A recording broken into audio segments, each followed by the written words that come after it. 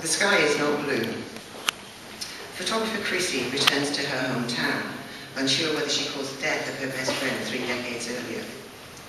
She left town immediately after the incident, a derailed, drunken teenager, and has remained deliberately off the tracks in the years since. Now back home, she must remember and face the truth. In this extract, Chrissy is remembering back the events that led up to the fatal incident, an argument that forced her to choose between her friend Pat and her lover Spencer. I ceased to be Spencer's quiet inspiration and began to question. How did I know he loved me? How could I be sure I was not a passing interest? How could I measure what we had when I had so little with which to compare? If he could just do or say something.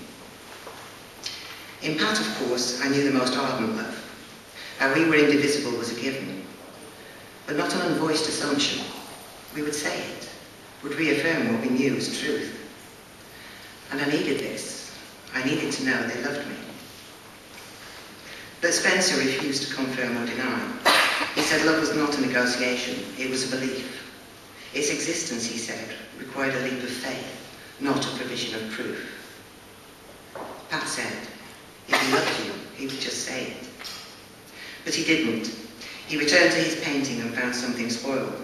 The colours wouldn't come. The shading was edged where blending was desired. The light was too dark, the dark too light. The cohesion had gone.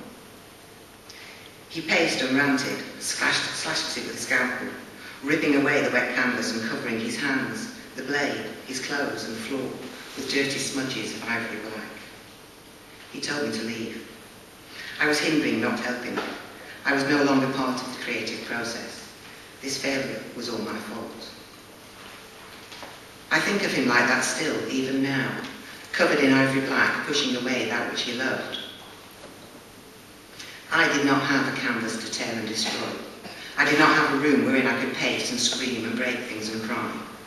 I did not have anything other than a stolen bottle of vodka, a heart filled with venom, a long night ahead, and Pat. So we went to the churchyard. We liked it there, and I transferred the blame. My loss of Spencer, his loss of creative flow.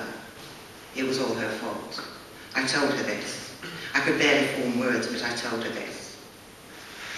We raged in shades never before witnessed, colours converging to transform everything. An anguished rapture lived for a few surreal hours, at times in an almost objective trance, at others in the belligerent defiance of those submerged in that which they do not understand. Had we been able to stop, stand back and watch, we'd have believed ourselves already dead. Just fucking choose, Pat said when we began to exhaust all meaning. Me or him. With the creation of anything, there's a point at which a person must stop, must recognise all that can be done has been done. That it's time to end the process of one's efforts, to mark a piece as complete. Destruction is a viable creation. To remove a thing is as valid as to place it in situ. I knew my work was almost finished. Him, I said.